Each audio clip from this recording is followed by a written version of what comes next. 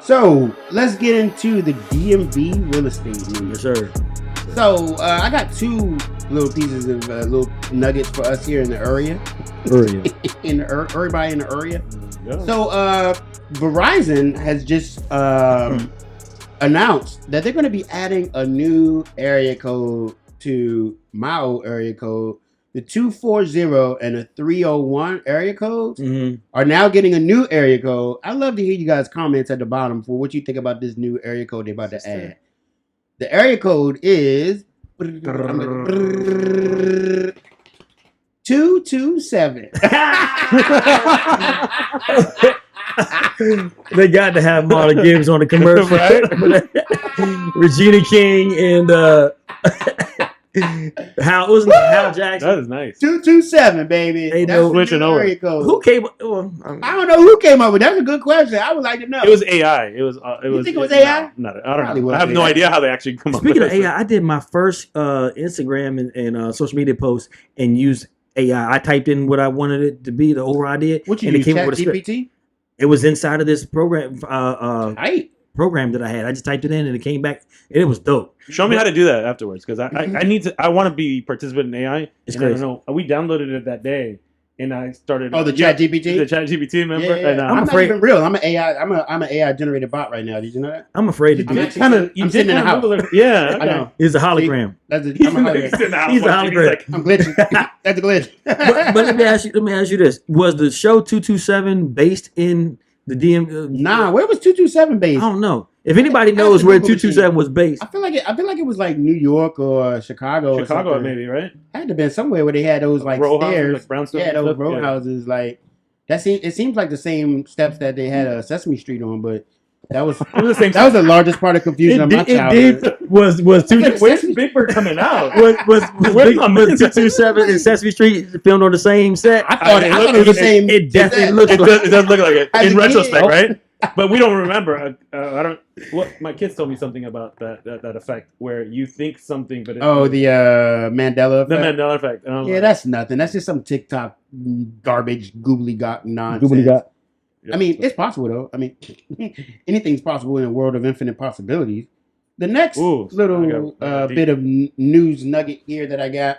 This article came from Urban Turf, and then we're going to get into the. It was based in DC. No, DC? that's hilarious. It says 227 files allows the people in the middle class apartment building 227 Lexington Place was a numerical address in which the sitcom's name come from. Oh, that's Southwest. Northeast, Washington, D.C. Show That's was my DC now. show was centered around Mary Jenkins, a nosy, tart-tongued but loving housewife. Tart tone. Wow. That is hilarious. That was the Maybe original. someone was like, "Hey, can we get the 227?" Where's 227 Lexington Place? I'm gonna find out what the area median income is of 227 Yeah, Lexington check it Place out. to see if So there's a new bill that just came out. This bill is a piece of legislation introduced in the House of Representatives earlier this year that has one goal: increasing the number of homes on the market. This is called the More Homes on the Market Act, and it was introduced in March by Representative Jimmy Panetta from California, if that makes any relevance to anybody. What up, Jimmy? And Mike, what up, Jimmy? And Mike Kelly. The bill would increase the sales gain tax exclusion to $500,000 for single filers and $1 million for joint filers, in the hopes that this change would persuade prospective sellers to put their homes up for sale. Currently, single homeowners who sell their homes can only exclude $250,000 profit from the capital gains, while joint can exclude $500,000. So they're basically the bill includes a provision for financial assistance for homeowners who sell their houses that need to relocate. So they're trying to introduce these legislations that are basically going to entice people to sell their houses. Well, possibly, right? The folks that are going to net that type of equity. Right. So I'm not sure what. I mean, it makes sense he's in Cali, but okay. I like the intent, I guess. Yeah. I mean, more legislation than our real estate. That's what we Yeah. love. Yeah.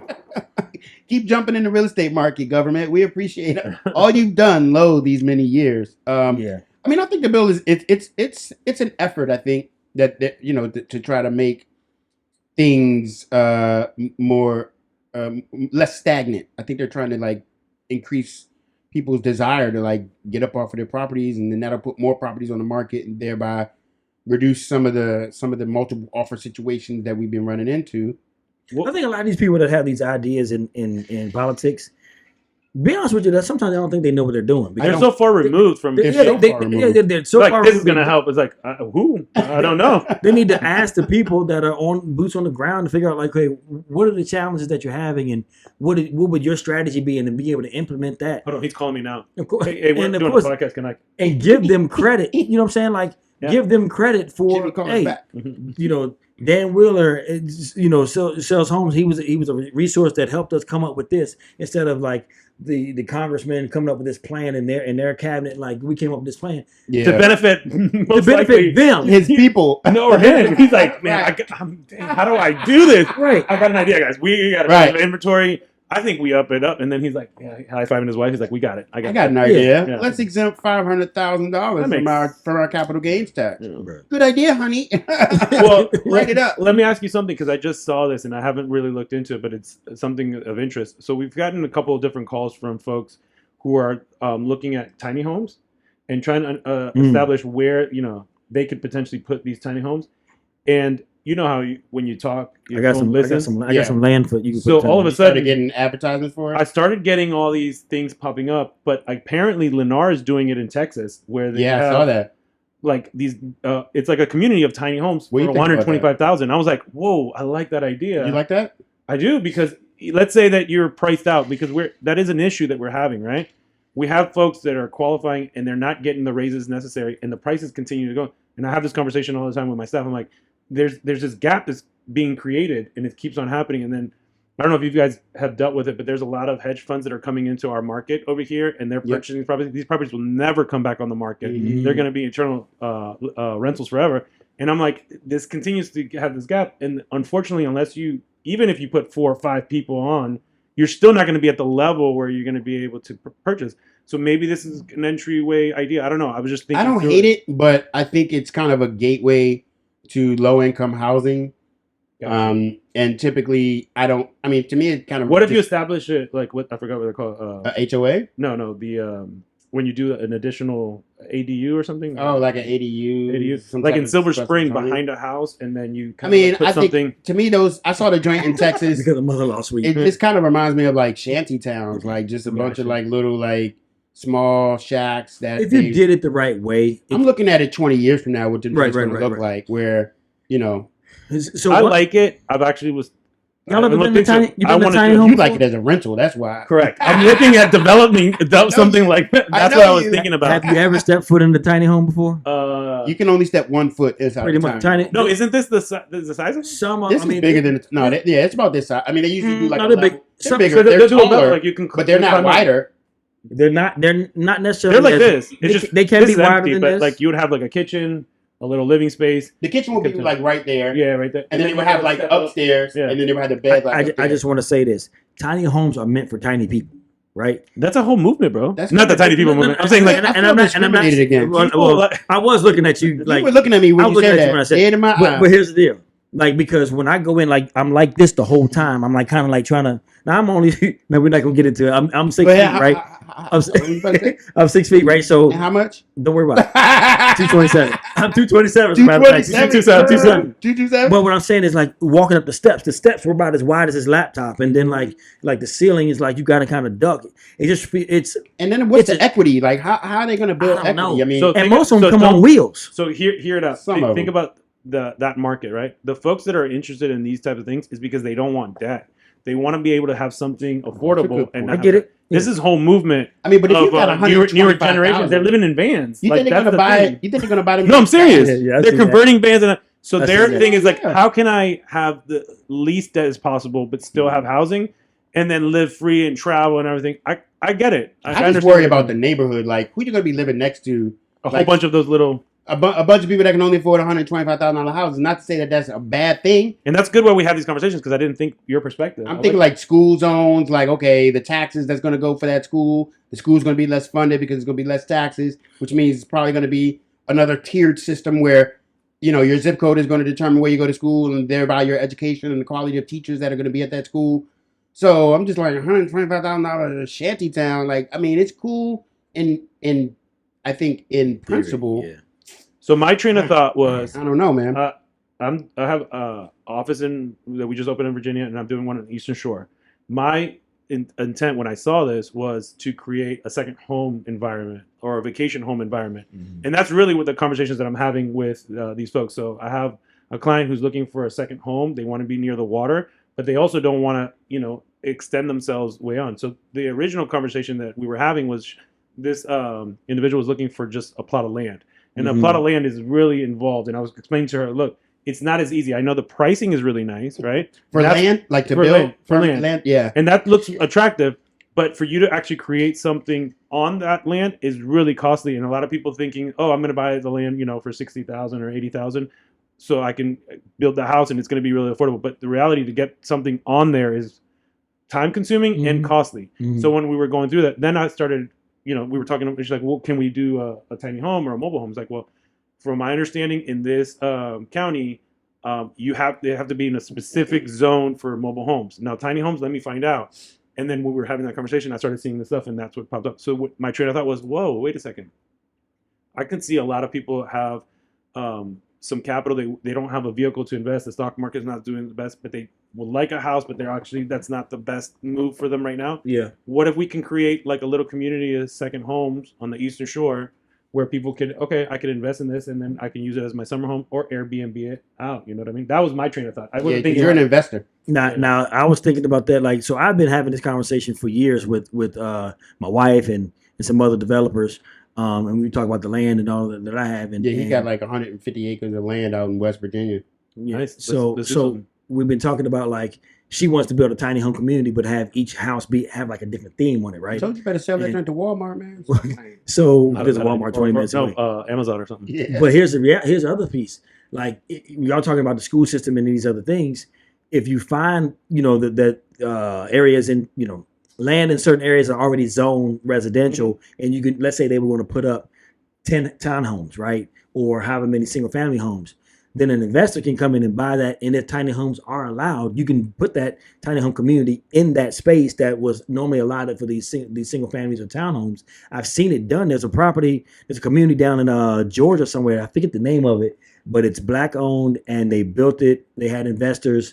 But these tiny homes are not regular tiny homes. They're like 2 levels. It's almost like 1 or 2 container homes, which is also another dope idea. Yeah, I've seen them too. I love those. But you can do it, and I think it's probably like 25 homes in this area, and it's got the walking paths.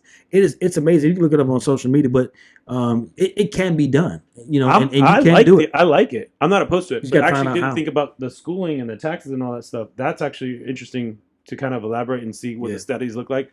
Let's look into that community and find out. Send it to me, because I'm curious as to see what transpired there, or how they're kind of overcoming those obstacles. Did they think that through? I'm sure they had to, right? Yeah. So interesting. Another thing is, here's the thing, when it's happening more and more, right? Because the pricing gap, people are thinking like, oh, let me just buy some land that have the ability, instead of putting in a down payment, I'll hold it and eventually I'll build on it.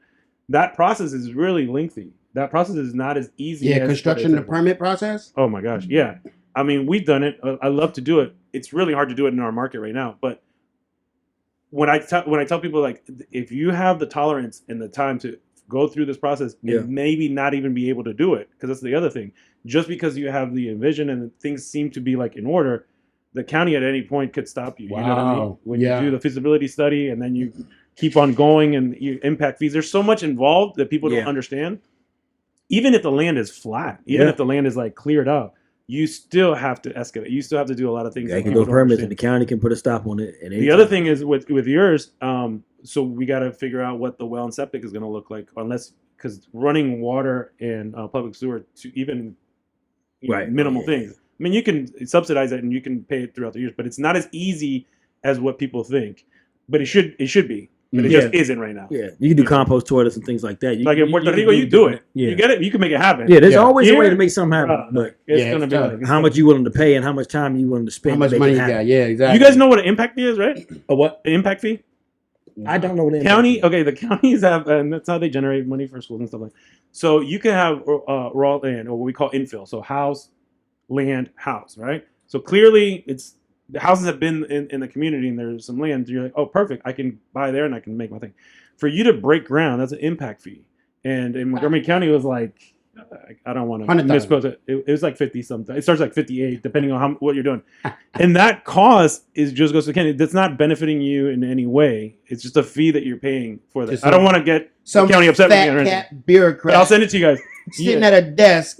But there's Cashing different areas. checks. That No, there's different areas. So I'm You looking pay at an over area in over like a on the Eastern cartel. Shore. It's 6,000, and I'm like, okay, that's not. It's still a cost that you ideally wouldn't want to spend on. Yeah. But 6,000, I think, is more doable than starting at 58, depending on what you're building, and it just goes up. I think, yeah. It depends Plus, on- probably more than likely they're trying to discourage individual people from doing it because they want to make sure that these larger companies do it because. Well, they allocate it for schooling. And for I'm a roads and stuff conspiracy like that. theorist too, so you know me. Oh, I'm okay. always, Let's go. Let's I'm get always deep. thinking that's like, you too? yeah, No, no, no. Yeah, I say, dang. But I'm always thinking No. about that. Like, okay, somebody getting paid to put these little policies in place, Yeah. and just like, hey, There's always you're ulterior motives, You're right? my lender, right? So I'm going to recommend you before I recommend some lender that I don't know, Thank you. because you're my boy, Yeah. right? You And they do have the that same thing confidence on and stuff. higher levels of government. It's like, well, if you want to build here, you got to pay $56,000. You know, Joe Smith, I don't know if that's It's the amount. I'll send it right? out to you. But some But I exorbitant think it's like amount. around that. Some It cost- starts up there. But it's a cost prohibitive amount intentionally because they know that the big boys play with the big boys,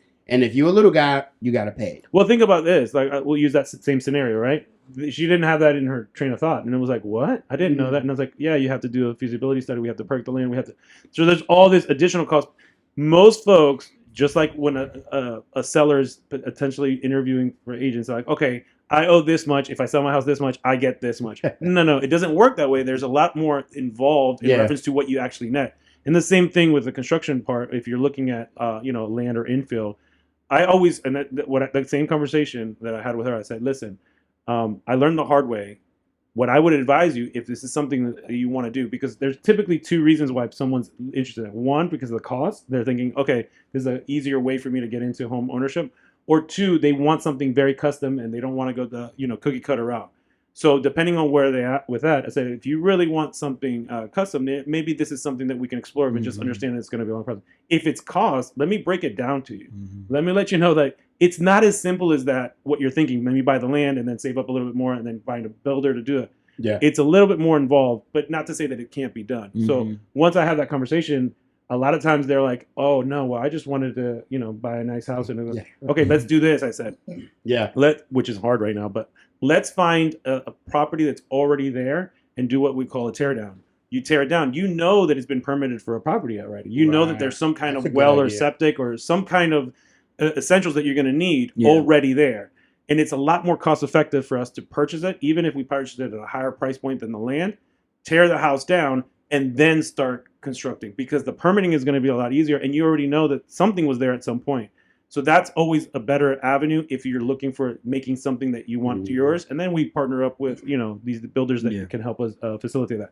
But until you have that conversation with them, Yeah. that train of thought is like, oh, this is easy. Right. So you'll Yeah. get a lot of calls and a lot of people, like, especially when you see a property that gets listed within our vicinity and it's way in a good, sorry, my English is horrible, in a great price. Mine and too. everyone's like, boom, boom, boom, calling.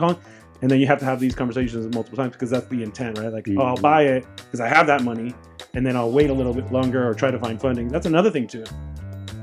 Yep. Funding for these types of projects, most lenders are not going to be like, okay, let me fund your $60,000, $70,000 project. You know what I mean? They're looking for larger things. minimum loan amounts and stuff. You get what I'm saying? Like, no one in theory, yes, it's great, and maybe we can do it at a different location. And that's why I mentioned the Eastern Shore, because I love the Eastern Shore. Dude, that's dope information, Tony V. You talk about Cut that up. Let me use that. Repurpose it now. I'll do something. Cut that one. We'll clip it.